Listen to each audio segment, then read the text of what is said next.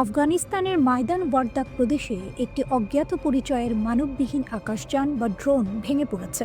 স্থানীয় গণমাধ্যমের প্রতিবেদনে বলা হচ্ছে, এই ড্রোনটি সম্ভবত যুক্তরাষ্ট্রের তৈরি MQ-9 রিপার। ঘটনাটি ঘটেছে প্রাদেশিক রাজধানী মাইদান শার শহরের কাছাকাছি এলাকায়।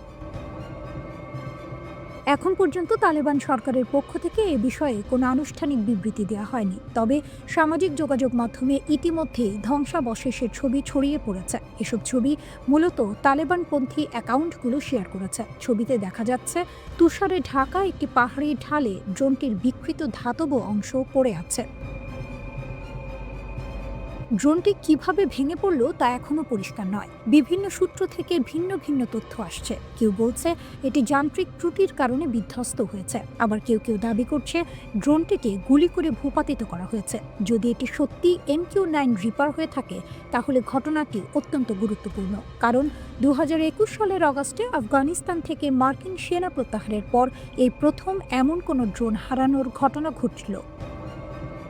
প্রতিবেদন অনুযায়ী ড্রোনটি একটি নিয়মিত নজরদারি মিশনে ছিল। এটি আফগান আকাশসীমার ভেতরে উঠছিল এবং কাতারের আল উদেইদ এয়ারবেস থেকে রিমোট কন্ট্রোলের মাধ্যমে পরিচালিত হচ্ছিল। তবে ড্রোনটি ঠিক কোন পথ ধরে আফগানিস্তানে প্রবেশ করেছিল তা এখনও জানা যায়নি। মাইদান ওয়ারদাক প্রদেশ কাবুলের খুব কাছাকাছি হওয়ায় অনেকেই মনে করছেন পাকিস্তান হয়ে ড্রোনটি ঢুকতে পারে। তালেবান সরকার আগেও একাধিকবার দাবি করেছে তাদের আকাশসীমা এখনও পুরোপুরি তাদের নিয়ন্ত্রণে নেই এবং বিদেশি নজরদারি উড়ানো অব্যাহত রয়েছে। গত বছর তালেবানের মুখপাত্র জাবিহুল্লাহ মুজাহিদ বলেছিলেন, মার্কিন ড্রোন এখনও আফগানিস্তানের আকাশে উঠছে এবং এগুলো প্রতিবেশী দেশগুলোর মাধ্যমে প্রবেশ করছে। তিনি কাবুলের সবচেয়ে কাছের প্রতিবেশী হিসেবে পাকিস্তানের কথা উল্লেখ করেন। যদিও যুক্তরাষ্ট্র কাতারের মতো দূরবর্তী ঘাঁটি থেকেও এসব ড্রোন পরিচালনা করে। ওই দাবির কয়েকদিনের মধ্যেই যুক্তরাষ্ট্র জানায় আফগান আকাশসীমায় নজরদারি ফ্লাইট সম্পর্কে তাদের কাছে কোনো তথ্য নেই। এর আগেও তালেবান পাকিস্তানের বিরুদ্ধে অভিযোগ করেছে যে তারা মার্কিন ড্রোনকে তাদের আকাশসীমা ব্যবহার করতে দিচ্ছে। পাকিস্তান বরাবরই এসব অভিযোগ অস্বীকার করে এসেছে। দুই দেশের মধ্যে উত্তেজনা আরও বেড়ে যায় 2024 সালের ডিসেম্বরের শেষ দিকে, যখন পাকিস্তান তালেবান লক্ষ্যবস্তুতে বিমান হামলা চালায়। এরপর 2025 সালের অক্টোবর মাসে আবার সংঘর্ষ হয় এবং দুই দেশের সীমান্ত ক্রসিং বন্ধ করে দেওয়া হয়। পাকিস্তান অভিযোগ করে তালেবান তেহরিক-ই-তালেবান পাকিস্তান নামের জঙ্গি গোষ্ঠীকে সমর্থন দিচ্ছে, যার ফলে পাকিস্তানে সহিংসতা বেড়েছে। তালেবান এসব অভিযোগ প্রত্যাখ্যান করে উল্টো ইসলামাবাদের বিরুদ্ধে হস্তক্ষেপের অভিযোগ তোলে এবং পাকিস্তানকে নিজেদের সমস্যার জন্য দায়ী করে। এই ঘটনায় সবচেয়ে বেশি আলোচনায় এসেছে MQ-9 রিপার ড্রোনটি। এটি বিশ্বের সবচেয়ে বেশি ব্যবহৃত যুদ্ধ ড্রোনগুলোর একটি। প্রতিটি ড্রোনের মূল্য প্রায় $15 কোটি। 2023 থেকে 2024 সালের মধ্যে ইয়েমেনের হুথি বাহিনী অন্তত 10টির বেশি MQ-9 রিপার ভূপাতিত করেছে বলে জানা যায়। ড্রোনটি প্রথম 2007 সালে ব্যবহার শুরু হয়। কম খরচে প্রশিক্ষণ ও পরিচালনার সুবিধার কারণে এটি জনপ্রিয় হয় এবং মানবচালিত যুদ্ধ বিমানের তুলনায় অনেক কম। সমুদ্রের গভীর থেকে মৃত্যুর বার্তা। ইরানের আত্মঘাতী ড্রোন নিয়ে বিশ্বজুড়ে আতঙ্ক। সমুদ্রের কালো অন্ধকার চিরে ধেয়ে আসছে এক অদৃশ্য শিকারী। বাতাসে নয়, জমিনে নয়, আঘাত হানবে সরাসরি সমুদ্রের গভীর থেকে। ইরানের নতুন আত্মঘাতী ড্রোন এক লহমায় বদলে দিতে পারে আধুনিক যুদ্ধের হিসেব নিকেশ। একটি নতুন যুদ্ধের যুগ শুরু। বিশ্বের প্রথম পানির নিচে উৎক্ষেপিত আত্মঘাতী ড্রোন উন্মোচন করে ইরান নতুন এক সামরিক অধ্যায়ের সূচনা করল। এই ড্রোন অদৃশ্য শিকারীর মতো টার্গেটের দিকে এগিয়ে যাবে। পর মুহূর্তেই ভয়াবহ বিস্ফোরণে ছিন্ন ভিন্ন করবে শত্রুর শক্তি। পারস্য উপসাগর থেকে বিশ্বের মহাসমুদ্রে ছড়িয়ে পড়তে পারে এর ভয়াল ছায়া। সাগরের গহীনে ইরানের নতুন মহাশক্তি। এই ড্রোন পানির নিচে লুকিয়ে থেকে শত্রুদের জন্য অনিবার্য মৃত্যুর ফাঁদ তৈরি করতে সক্ষম। প্রচলিত সামুদ্রিক ড্রোনগুলোর মতো এটি পৃষ্ঠে নয়, বরং গভীর থেকে অতর্কিত হামলা চালাবে। এর সবচেয়ে বড় অস্ত্র গোপনীয়তা, কৃত্রিম বুদ্ধিমত্তা এবং নিশানার নির্ভুলতা। কে রুখবে এই জল দৈত্যকে? বিশ্বের বড় নৌবাহিনীগুলো এখনো বায়ুবাহিত হুমকি মোকাবেলায় অভ্যস্ত, কিন্তু ইরানের এই নতুন আত্মঘাতী ড্রোনের কারণে নৌবাহিনীকে তাদের প্রতিরক্ষা ব্যবস্থা নতুন করে সাজাতে হবে। সনাতন সোনার প্রযুক্তি হয়তো এই ডুবো শিকারীকে চিহ্নিত করতে পারবে না, এটি শব্দহীনভাবে চলতে পারে, পরিবর্তনশীল গভীরতায় থাকতে পারে, এমনকি একসাথে ঝাঁকের মতো আক্রমণ চালাতে পারে। শত্রু বুঝতেই পারবে না কখন তার দিকে এগিয়ে আসছে এক অবধারিত ধ্বংস। এআই চালিত এক ভয়ঙ্কর অস্ত্র। ইরানের এই আত্মঘাতী ড্রোনে কৃত্রিম বুদ্ধিমত্তা এআই এক নতুন মাত্রা যুক্ত করেছে। এটি স্বয়ংক্রিয়ভাবে লক্ষ্যবস্তু নির্ধারণ করতে পারে, হামলার সময় কৌশল নিজে নিজে ঠিক করতে পারে। মানুষ নয়, মেশিনই এখন যুদ্ধের সিদ্ধান্ত নেবে। বিশ্বের 20% তেল সরবরাহ হয় পারস্য উপসাগরের এই সংকীর্ণ জলপথ দিয়ে। ইরান যদি সেখানে এই ড্রোন মোতায়েন করে, তাহলে মার্কিন যুদ্ধজাহাজ, মিত্র দেশগুলোর রণতরী এবং বাণিজ্যিক তেল ট্যাঙ্কার সবই ভয়ঙ্কর বিপদের সম্মুখীন হবে। কে দিল ইরানকে এই প্রযুক্তি? এই নতুন ড্রোন ইরানের নিজস্ব আবিষ্কার নাকি কোনো বিদেশি প্রযুক্তির রূপান্তর? পশ্চিমা বিশেষজ্ঞরা মনে করছেন ইরান পূর্ব রাশিয়া ও চীনের প্রযুক্তি ব্যবহারের ইতিহাস রাখে, তবে এবার তারা নিজস্ব কিছু করেছে। এই পানির নিচের মৃত্যুদূত হয়তো শত্রুদের রাতের ঘুম কেড়ে নেবে। বিশ্ব এখন দিশেহারা, কিভাবে আটকাবে এই হুমকি। নৌবাহিনীগুলোকে এখন নতুন প্রতিরক্ষামূলক ব্যবস্থা তৈরিতে মনোযোগ দিতে হবে। উন্নত সোনার সিস্টেম, এআই চালিত নজরদারি ড্রোন এবং সমুদ্রতলে বাধা বসানোর কৌশল গ্রহণ করতে হবে। কিন্তু প্রশ্ন হচ্ছে, এত কিছু করার আগেই যদি ইরানের এই অদৃশ্য শিকারী আঘাত হানে, বিশ্বব্যাপী সামরিক প্রতিযোগিতার নতুন দিগন্ত।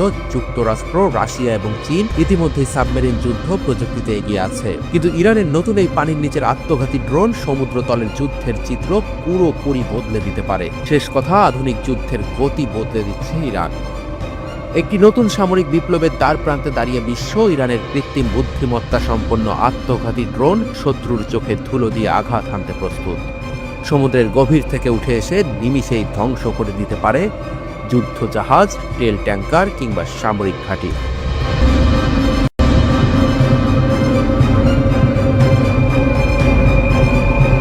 মার্কিন যুক্তরাষ্ট্রের পরাজয়ের ঘণ্টাধ্বনি, ইলন মাস্কের হুঁশিয়ারিতে উত্তাল বিশ্ব। ওয়াশিংটনের আকাশে যেন বজ্রের গর্জন। ইলন মাস্কের মরণ হুঁশিয়ারি যেন ভবিষ্যতের যুদ্ধক্ষেত্রের দিকেই ইঙ্গিত করছে। পরবর্তী যুদ্ধে মার্কিন যুক্তরাষ্ট্রের মরণ ফাঁদ, এই সতর্কবাণী ছুঁড়ে দিয়েই ক্ষান্ত হননি টেসলা স্পেসএক্সের এই কর্ণধার। ট্রাম্প প্রশাসনের উপদেষ্টা মাস্কের কথায় ফুটে উঠেছে মার্কিন সেনাবাহিনীর অদক্ষতা, অস্ত্র নির্মাণের গলদ আর ভবিষ্যৎহীন কৌশলগত পঙ্গুত্ব। অন্যদিকে ইরানের সর্বোচ্চ নেতা আয়াতুল্লাহ খামেনির নির্দেশে সামরিক শক্তি বাড়িয়েই চলেছে ইরান। মাস্কের সতর্কবার্তার পর বিশ্বজুড়ে এই প্রশ্ন, পরবর্তী যুদ্ধ কি ইরানের সঙ্গেই? আর সেটাই কি মার্কিন সাম্রাজ্যের পতনের সূচনা করবে?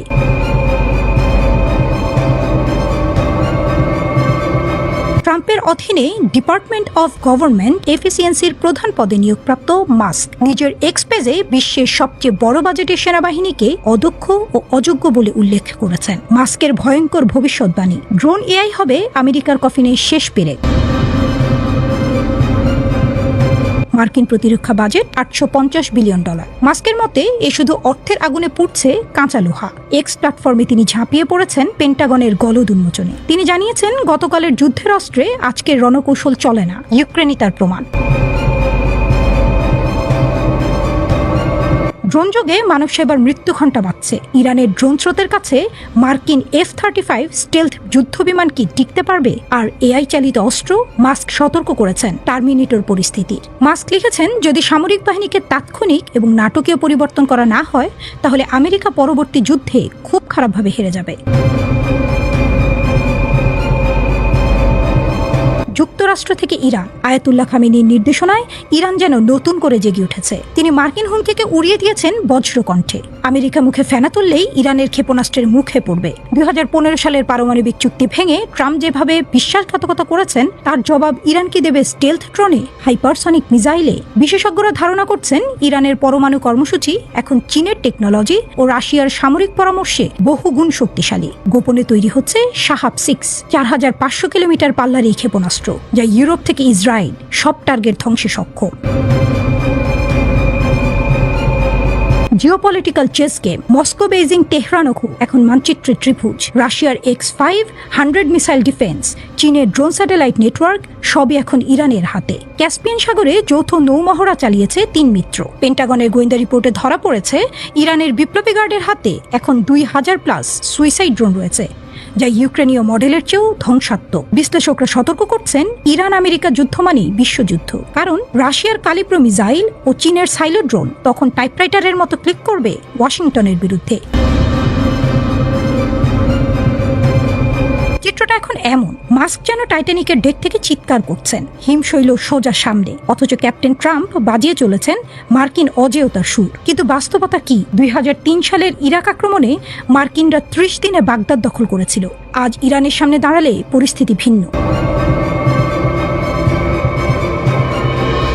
ইতিহাস সাক্ষী, প্রতিটি সুপার পাওয়ারের পতন শুরু হয়েছিল অদূরদর্শিতায়। রোমান সাম্রাজ্য থেকে ব্রিটিশ ঔপনিবেশিকতা সবই ধসে পড়েছে আত্মতুষ্টিতে। মাস্কের সতর্কবার্তা কি ট্রাম্প কানে নেবেন, নাকি টুইটার যুদ্ধে ব্যস্ত মার্কিন নীতি নির্ধারকরা দেখতেই পাবেন না? ইরানের ড্রোন স্রোতকে রচনা করবে ওয়াশিংটনের পতন। তবে একথা স্পষ্ট, পাশার দান এখন ইরানের হাতে, রুশ চীনা ছায়ায়। আমেরিকা কি যুদ্ধ ছাড়া থাকতে পারে না? একটি দেশ যার পুরো ইতিহাস জুড়েই যুদ্ধ। 248 বছরের মধ্যে 232 বছর আমেরিকা সরাসরি যুদ্ধে লিপ্ত। শুধু 6% সময় তারা ছিল শান্তিতে। কেন? এটা কি কাকতালীয় নাকি পরিকল্পিত? গণতন্ত্র রক্ষার নামে যুদ্ধ, স্বাধীনতা ছড়ানোর নামে আগ্রাসন, নাকি এর পেছনে রয়েছে বিশাল এক অর্থনৈতিক চক্র, অস্ত্র ব্যবসা, তেল দখল, রাজনৈতিক আধিপত্য? বিশ্বজুড়ে আমেরিকার সামরিক অভিযান ও গোপন অভ্যুত্থানের চাঞ্চল্যকর বিশ্লেষণ। বেক মার্কিন প্রেসিডেন্ট জিমি কার্টার ট্রাম্পের সাথে এক ফোন আলাপে বলেছেন, আমেরিকা বিশ্বের সবচেয়ে যুদ্ধপ্রেমী দেশ। পার্স টুডে জানিয়েছে, চীনের প্রতিরক্ষা মন্ত্রণালয়ের এক মুখপাত্র একবার মার্কিন যুক্তরাষ্ট্রকে যুদ্ধে আসক্ত বলে অভিহিত করে বলেছিলেন, এই দেশটি বিশ্ব নিরাপত্তার জন্য সবচেয়ে বড় হুমকি। আমরা যদি ইতিহাসের দিকে তাকাই, তাহলে সম্ভবত এই দাবিটি সত্যের অপলাপ হবে না। প্রতিটি যুগেই যুদ্ধ। 1846 মেক্সিকো আক্রমণ, 1811 থেকে 1890 আমেরিকান আদিবাসীদের উপর গণহত্যা, 1917 প্রথম বিশ্বযুদ্ধে প্রবেশ, 1945 হিরোশিমা নাগাসাকিতে পারমাণবিক বোমা হামলা, 1953 ইরানি অভ্যুত্থান, 1965 ভিয়েতনাম যুদ্ধ, 2001 থেকে 2023 Afghanistan, Iraq, Libya, Syria, Yemen. যুদ্ধ মানে আমেরিকার শক্তি। আমেরিকা কি সত্যি স্বাধীনতা ও গণতন্ত্র ছড়ানোর জন্য যুদ্ধ করে, নাকি এর পেছনে লুকিয়ে আছে বিশাল এক অর্থনৈতিক চক্র? যুদ্ধের অর্থনীতি। $238 বিলিয়ন অস্ত্র বিক্রি। বিশ্বে যত অস্ত্র বিক্রি হয় তার 51% মার্কিন কোম্পানিগুলো। তেল, কৌশলগত এলাকা, সামরিক ঘাঁটি। আজ 80টিরও বেশি দেশে আমেরিকার সামরিক ঘাঁটি রয়েছে। কিন্তু আমেরিকা কেন এত যুদ্ধ করে?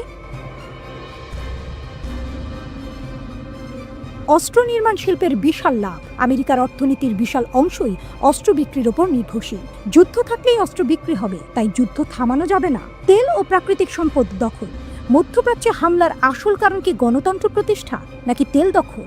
সামরিক শক্তির বিস্তার। আজ বিশ্বের 80টিরও বেশি দেশে আমেরিকার সামরিক ঘাঁটি। রাজনৈতিক প্রতিপক্ষকে দমন। যে দেশ আমেরিকার আধিপত্য মেনে নেয় না, সেখানে অভ্যুত্থান হয়। নতুন লক্ষ্য, কানাডা দখলের হুমকি, পানামা খাল পুনরুদ্ধারের পরিকল্পনা, গ্রিনল্যান্ড কেনার চেষ্টা। এই যুদ্ধগুলোর সময় এখনো স্পষ্ট নয় এবং মনে হচ্ছে এগুলো বর্তমানে মনস্তাত্ত্বিক পরিকল্পনার মধ্যে রয়েছে। আমেরিকার সম্প্রসারণবাদী নীতির কয়েকটি উদাহরণ মাত্র। তারা এমনকি প্রতিবেশীদের বিরুদ্ধেও একই নীতি গ্রহণ করেছে। যুদ্ধ আমেরিকার রাজনৈতিক ও অর্থনৈতিক ডিএনএর একটি অংশ। আমেরিকার শান্তির প্রয়োজন নেই, কারণ তারা যুদ্ধ থেকে সম্পদশালী করে। কিন্তু এই পথ কি চিরকাল অব্যাহত থাকবে, নাকি বিশ্ব এই যুদ্ধবাজ নীতির বিরুদ্ধে রুখে দাঁড়াবে?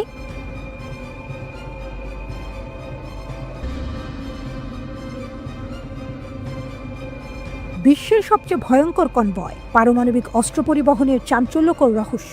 এই কনভয়ের দিকে চোখ তুলে তাকানোই যেন অপরাধ। এটা বিশ্বের সবচেয়ে সুরক্ষিত গাড়ি বহর। এতে বহন করা হয় পারমাণবিক অস্ত্র। এত নিরাপত্তা যেন যুক্তরাষ্ট্রের প্রেসিডেন্টও এতটা পান না। কিন্তু কেন এই বাড়তি সতর্কতা? কি আছে এই কনভয়ের ভেতরে? কেনই বা এটাকে এতটা গোপন রাখা হয়? আজকে জানবো যুক্তরাষ্ট্রের নিউক্লিয়ার ট্রান্সপোর্ট কনভয়ের ভয়ঙ্কর গোপন তথ্য। এই কনভয়ের একটাই কাজ, বিশ্বের সবচেয়ে বিধ্বংসী অস্ত্রকে এক জায়গা থেকে অন্য জায়গায় নিয়ে যাওয়া। কিন্তু যদি কেউ এই কনভয়ের উপর হামলা করে তাহলে কি হবে? পারমাণবিক অস্ত্র ভুল মানুষের হাতে চলে যেতে পারে, সমগ্র বিশ্ব ভয়াবহ বিপদের মুখে পড়তে পারে। এ কারণেই এই কনভয়কে পৃথিবীর সবচেয়ে নিরাপদ কনভয় বলা হয়। কোথায় রাখা হয় পারমাণবিক অস্ত্র? বিশ্বে 12,515টি পারমাণবিক অস্ত্র রয়েছে। এর 41% রয়েছে যুক্তরাষ্ট্রের দখলে। সক্রিয় পারমাণবিক অস্ত্র রাখা হয় বিমান বাহিনীর ঘাঁটিতে, নৌবাহিনীর যুদ্ধজাহাজে, ভয়ঙ্কর সাবমেরিনের গভীরে। কিন্তু বাকি হাজার হাজার নিউক্লিয়ার অস্ত্র সংরক্ষণ করে রাখা হয় মার্কিন মাটিতে। এগুলো ছড়িয়ে রাখা হয় নির্দিষ্ট জায়গায়, কঠোর গোপনীয়তায়। কেন? যেন শত্রুপক্ষ হামলা চালিয়ে একবারেই সব ধ্বংস করতে না পারে। কিন্তু পারমাণবিক অস্ত্র স্থানান্তর করতে হয় কেন? বড় এক প্রশ্ন। উত্তর, রক্ষণাবেক্ষণের জন্য। এই ভয়ঙ্কর অস্ত্র ব্যবহারের জন্য নয়, বরং নিরাপদে রাখার জন্য নিয়মিত পরীক্ষা করা হয়। পারমাণবিক অস্ত্রের মেশিনের যান্ত্রিক অংশে মরিচা ধরে যেতে পারে। ভেতরের ইউরেনিয়াম ও প্লুটোনিয়াম পরীক্ষা করা জরুরি। এই কাজ করতে পারমাণবিক অস্ত্রকে কেন্দ্রীয় কোনো ল্যাবে নিয়ে যাওয়া হয়। আর তখনই শুরু হয় বিশ্বের সবচেয়ে গোপন মিশন। নিরাপত্তার অবিশ্বাস্য ব্যবস্থা। যুক্তরাষ্ট্রে পারমাণবিক অস্ত্র রক্ষার জন্য আলাদা একটি সংস্থা আছে, national nuclear security administration, NNSA। কিন্তু সবচেয়ে বড় চ্যালেঞ্জ হয় যখন এই অস্ত্রগুলো রাস্তায় বের করা হয়। এখন প্রশ্ন, কিভাবে এই মারাত্মক অস্ত্র পরিবহন করা হয়? এই কনভয় সাধারণ রাস্তায় চলে, কিন্তু কেউ বুঝতেও পারে না। কনভয়ের আগে পেছনে থাকে পুলিশের গাড়ি, মাঝখানে থাকে সিক্রেট ট্রাক যা পারমাণবিক অস্ত্র বহন করে, চারদিকে সশস্ত্র সামরিক যান। এই সামরিক যানগুলো বুলেট প্রুফের চেয়েও শক্তিশালী। এগুলোকে বলা হয় বিয়ার ক্যাপ্ট, সুরক্ষার স্তর। প্রতিটি গাড়িতে থাকে 4 থেকে 6 জন ফেডারেল এজেন্ট। এরা সবাই সুপার ট্রেন্ড কমান্ডো। সাথে সাথে লাখ লাখ রাউন্ড গুলি। যদি কেউ আক্রমণ করে সাথে সাথে পাল্টা আঘাত করবে এজেন্টরা। প্রয়োজনে আসবে ব্যাকআপ ফোর্স। অভেদ্য ট্রাক, যে ট্রাকে পারমাণবিক অস্ত্র বহন করা হয় তা বিশেষ ধরনের স্টিল দিয়ে তৈরি। এটাকে কোনো বিশেষ যন্ত্র দিয়ে কাটা যায় না। ড্রিল মেশিনেও এই বডির উপর কাজ করে না। দুর্ঘটনা হলেও ট্রাকের গঠন ভাঙবে না। এভাবেই বিশ্বের সবচেয়ে ভয়ঙ্কর অস্ত্র নিরাপদে এক জায়গা থেকে আরেক জায়গায় পৌঁছে দেওয়া হয়।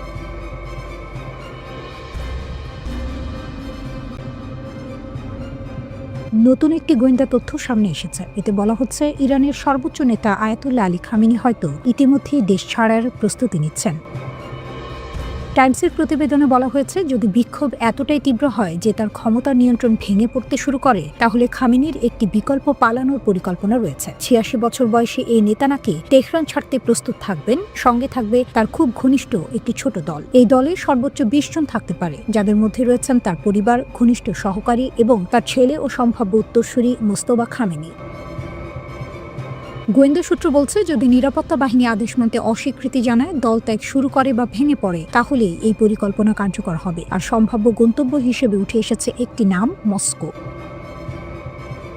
সাবেক ইসরায়েলি গোয়েন্দা কর্মকর্তা বেনি সাপ্তি টাইমসকে বলেন, বাস্তবে খামেনির যাওয়ার মতো আর কোনো জায়গা নেই। তিনি রুশ প্রেসিডেন্ট ভ্লাদিমির পুতিনকে শ্রদ্ধা করেন এবং তেহরান ও মস্কোর মধ্যে রাজনৈতিক সম্পর্ক খুব গভীর।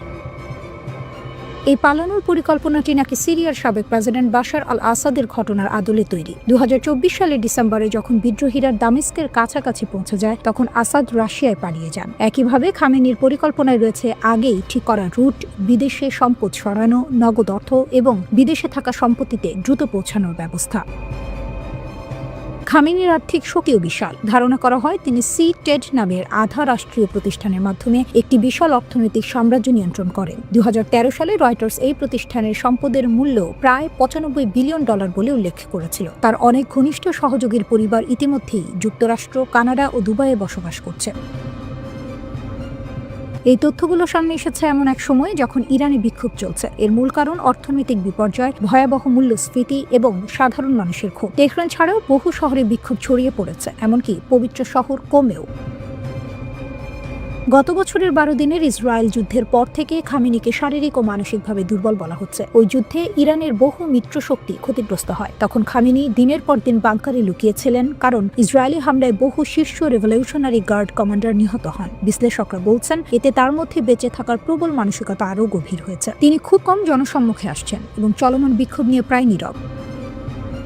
তবে গোয়েন্দারা বলেন, কঠোর আদর্শবাদী হলেও খামেনি বাস্তববাদী। ক্ষমতা টিকিয়ে রাখতে প্রয়োজনে তিনি পিছু হটতেও প্রস্তুত। 1939 সালে মাশহাদে জন্ম নেয়া খামেনি একজন বিপ্লবী কর্মী থেকে রাষ্ট্রপতি এবং পরে সর্বোচ্চ নেতা হন। যুক্তরাষ্ট্রের হুঁশিয়ারি আর ভেতরের অস্থিরতার মাঝে এখন প্রশ্ন একটাই, খামেনি ক্ষমতায় টিকে থাকবেন নাকি একদিন পালাতে বাধ্য হবেন? খামেনি বলেন, আমরা বিক্ষোভকারীদের সঙ্গে কথা বলি, কর্মকর্তাদেরও কথা বলা উচিত, কিন্তু দাঙ্গাবাজদের সঙ্গে কথা বলা অর্থহীন। এটা শত্রুর ষড়যন্ত্র, আমরা হার মানব না।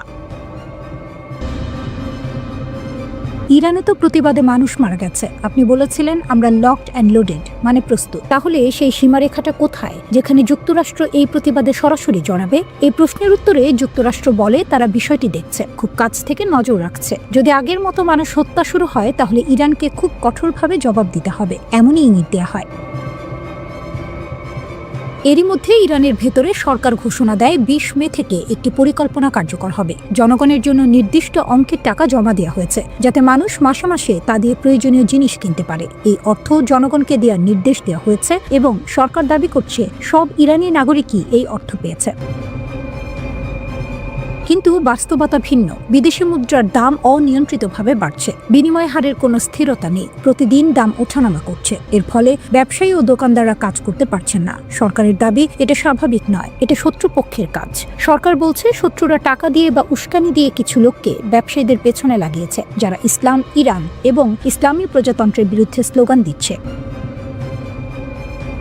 সরকারের ভাষায় এখানে একটি পার্থক্য আছে। তারা বলে প্রতিবাদকারীদের সঙ্গে কথা বলা যায়, কর্মকর্তাদের উচিত তাদের কথা শোনা, কিন্তু দাঙ্গাবাজদের সঙ্গে কথা বলে কোনো লাভ নেই। দাঙ্গাবাজদের কঠোরভাবে দমন করতে হবে, শত্রুর সামনে মাথা নত করা হবে না। জনগণের সমর্থনে শত্রুকে হাঁটু গেড়ে বসতে বাধ্য করা হবে, এটাই সরকারের অবস্থান। ইরানের সর্বোচ্চ নেতা আয়াতুল্লাহ আলী খামেনি যখন বলেন আমরা শত্রুর কাছে মাথা নত করব না, তখন বিশ্বের অন্যতম প্রভাবশালী প্রযুক্তি উদ্যোক্তা ইলন মাস্ক প্রকাশ্যে পাল্টা জবাব দেন, ইন ইয়োর ড্রিমস। এই মন্তব্য সামাজিক মাধ্যমে ঝড় তোলে। কিন্তু ইরানের ভেতরে বিষয়টি শুধু কথার লড়াই নয়। দেশ জুড়ে প্রতিবাদ ছড়িয়ে পড়ার সঙ্গে সঙ্গে খামেনি আরও কঠোর হন। তিনি প্রতিবাদকারীদের নাগরিক নয়, বরং দাঙ্গাবাজ বলে আখ্যা দেন। নিরাপত্তা বাহিনীকে নির্দেশ দেন দমন করতে। তিনি বিদেশি শক্তিকে দায়ী করেন এবং বলেন ইরান পিছু হটবে না। বাজারের ব্যবসায়ীরা ঐতিহাসিকভাবে ইসলামী ব্যবস্থার সমর্থক বলে সরকার দাবি করে। সরকার স্বীকার করে ব্যবসায়ীদের অভিযোগ পুরোপুরি ভুল নয়। মুদ্রার অবমূল্যায়ন, ডলারের অস্থির দাম ব্যবসা করা অসম্ভব করে তুলেছে। কিন্তু সরকারের অভিযোগ, এই বৈধ ক্ষোভকে কাজে লাগিয়ে কিছু শক্তি দেশ অস্থিতিশীল করতে চাইছে। এটাকে তারা সম্পূর্ণ অগ্রহণযোগ্য বলে ঘোষণা করে। এই আন্দোলন ছড়িয়ে পড়েছে 25টি প্রদেশের 60টি শহরের 170টির বেশি স্থানে। কুর্দি রাজনৈতিক গোষ্ঠীগুলো দেশ জুড়ে ধর্মঘটের ডাক দিচ্ছে। আন্তর্জাতিক প্রতিক্রিয়াও বাড়ছে। ইউরোপীয় ইউনিয়ন সংযম দেখাতে বলছে, সংলাপ চাচ্ছে। এদিকে যুক্তরাষ্ট্র, ইসরায়েল এবং পশ্চিমা বিশ্ব ইরানকে আরও চাপে রেখেছে। এই চাপ আরও বেড়ে যায় যখন যুক্তরাষ্ট্র ভেনেজুয়েলার প্রেসিডেন্ট নিকোলাস মাদুরোকে আটক করে। ইলন মাস্ক বলেন এটা সব স্বৈরশাসকদের জন্য বার্তা। ট্রাম্প প্রশাসন বলে তারা শক্তির মাধ্যমে শান্তি চায়। আমেরিকা ফার্স্ট নীতির কথা পুনরায় বলা হয়। কারাকাস থেকে তেহরান ক্ষমতার পরীক্ষা চলছে। প্রশ্ন একটাই, ক্ষমতায় টিকে থাকতে ইরানের নেতৃত্ব কতদূর যাবে? ইরানে বিক্ষোভের 5টি বিষয় যা জানা জরুরি। ইরানের বিভিন্ন শহরে ব্যাপক বিক্ষোভ ছড়িয়ে পড়েছে, কিন্তু এগুলোর পেছনে কী কারণ এবং এগুলো কোথায় পৌঁছাতে পারে? রিপোর্ট আল জাজিরার। জীবনযাত্রার খরচ নিয়ে উদ্বেগ বাস্তব। ইরান বিশ্বের সবচেয়ে সীমাবদ্ধ দেশগুলোর মধ্যে একটি। বিভিন্ন আন্তর্জাতিক নিষেধাজ্ঞার দেশটির আমদানির উপর নির্ভরতা পরিস্থিতিকে আরও খারাপ করছে এবং মুদ্রাস্ফীতি বাড়াচ্ছে। মুদ্রাস্ফীতি বাড়িয়েছে খাদ্যপণ্যের দাম গড়ে গত বছরের তুলনায় 72% বেড়েছে। দুধের দাম এই বছর 6 গুণ এবং অন্যান্য জিনিসের দাম 10 গুণের বেশি বেড়েছে। বিক্ষোভগুলো বড় আকারে। শুধু তেহরানের গ্র্যান্ড বাজারের দোকানদারদের অর্থনৈতিক প্রতিবাদ থেকে শুরু হওয়া আন্দোলন নতুন বছরের আগেই ইরানের ৩১ প্রদেশের অন্তত ১৭ প্রদেশে ছড়িয়ে পড়েছে। হাজার হাজার মানুষ দেশের বিভিন্ন জায়গায় প্রতিবাদে অংশ নিয়েছে এবং নিরাপত্তা বাহিনী কিছু জায়গায় জোরপূর্বক প্রতিক্রিয়া দেখিয়েছে। ইরানের ফার্স্ট নিউজ এজেন্সি জানিয়েছে, দক্ষিণ পশ্চিম ইরানের গর্ডেগানে নিরাপত্তা বাহিনীর সঙ্গে সংঘর্ষে ৩ জন মারা গেছে, আরও ৩ জন আজনা এবং একজন কুহদাস্টে মারা গেছে। সরকার কিভাবে প্রতিক্রিয়া দেখাবে তা বোঝা কঠিন। তেহরানের পূর্ববর্তী কঠোর প্রতিক্রিয়ায় বিক্ষোভকারীদের মৃত্যুর ঘটনা ঘটে, তবে এখন পর্যন্ত বিচ্ছিন্ন সংঘর্ষ ছাড়া পেজেশকিয়ান সরকার সরাসরি দমন অভিযান চালাতে না দিয়ে বৈধ দাবিগুলো শোনার প্রস্তুতি দেখাচ্ছে। বিক্ষোভকারীদের উদ্বেগ মোকাবিলায় সরকার কেন্দ্রীয় ব্যাংকের নতুন গভর্নর নিয়োগ দিয়েছে। আব্দুল নাসের হেম্মাতি রিয়ালের পতনের পর অর্থনৈতিক স্থিতিশীলতা পুনঃপ্রতিষ্ঠার প্রতিশ্রুতি দিয়েছেন। মঙ্গলবার উচ্চশিক্ষা মন্ত্রণালয় তেহরান বিশ্ববিদ্যালয় এবং 2টি প্রধান বিশ্ববিদ্যালয় থেকে ক্যাম্পাস নিরাপত্তা ব্যবস্থাপনা কর্মকর্তাদের সরিয়েছে। স্থানীয় সংবাদ মাধ্যম জানিয়েছে, তাদের অপসারণের কারণ ছিল সম্প্রতি ছাত্র বিক্ষোভ মোকাবিলায় ব্যর্থতা এবং আচরণগত সমস্যা। অতীতে ব্যাপক বিক্ষোভ ঘটেছে। 2022 সালে 22 বছর বয়সী মাহসা আমিনির আটককালে মৃত্যুর পর ইরানে ব্যাপক বিক্ষোভ ছড়ায়। আমিনির জানাজার পর পশ্চিমের শহর সাককেজে মহিলারা তাদের হিজাব খুলে প্রতিবাদ জানায়, যা পরে দেশের অন্যান্য অঞ্চলে ছড়ায়। সরকারের নিষ্ঠুর প্রতিক্রিয়ায় হাজার হাজার মানুষ গ্রেপ্তার হয়েছে, টিয়ার গ্যাস এবং গুলি ব্যবহার করা হয়েছে এবং মানবাধিকার সংস্থার মতে শতাধিক মানুষ অবৈধভাবে নিহত হয়েছে।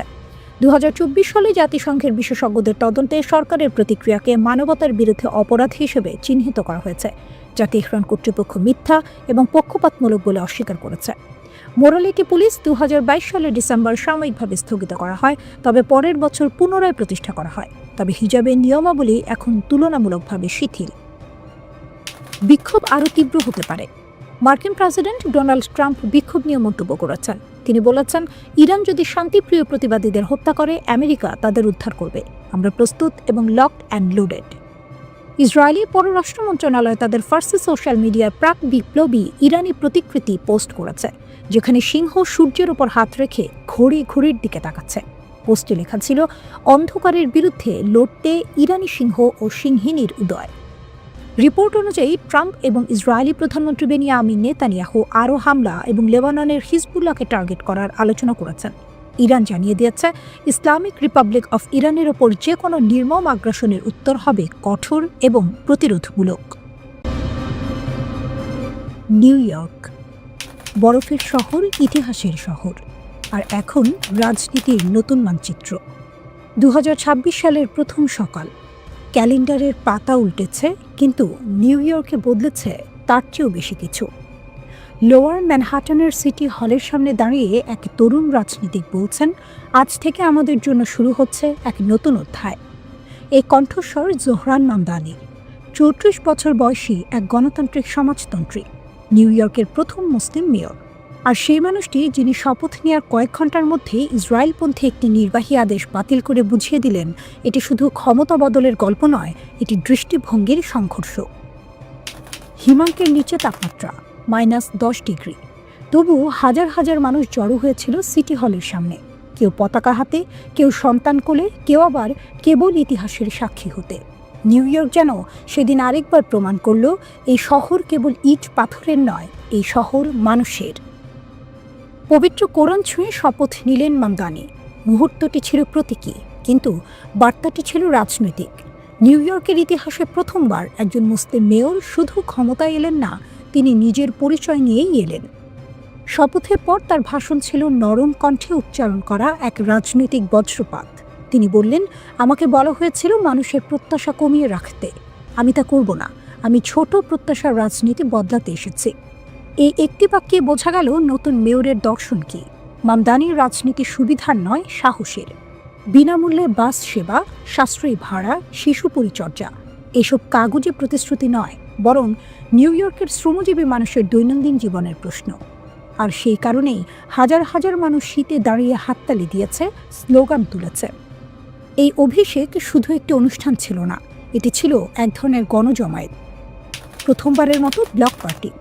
মারে স্ট্রিট থেকে লিবার্টি স্ট্রিট, 7টি ব্লক জুড়ে মানুষ, 4000 নিবন্ধিত অতিথি, আর বাকিরা ইতিহাসের অতিথি। বাংলাদেশে বংশোদ্ভূত নিউ ইয়র্কবাসীরাও ছিলেন সেখানে। তাদের চোখে ছিল আশা, এই শহরে তাদের কণ্ঠস্বর আরও দৃশ্যমান হবে। কিন্তু মামদানির যাত্রা শুরু হলো আরও স্পষ্ট বার্তা দিয়ে।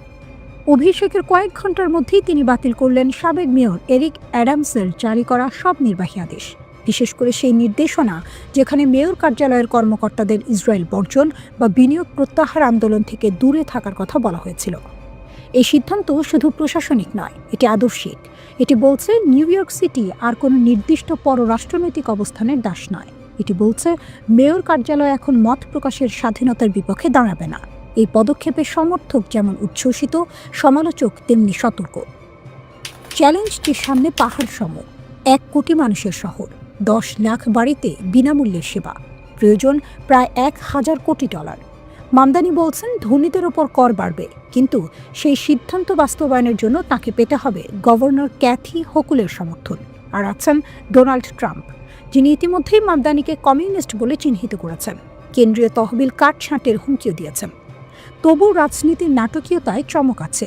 হোয়াইট হাউসের সাক্ষাতে ট্রাম্পই বললেন, আমি চাই তিনি ভালো কাজ করুন আর আমি সাহায্য করব। এই দ্বন্দ্ব, এই অনিশ্চয়তা, এই প্রত্যাশা, সব মিলিয়েই মামদানির নিউ ইয়র্ক।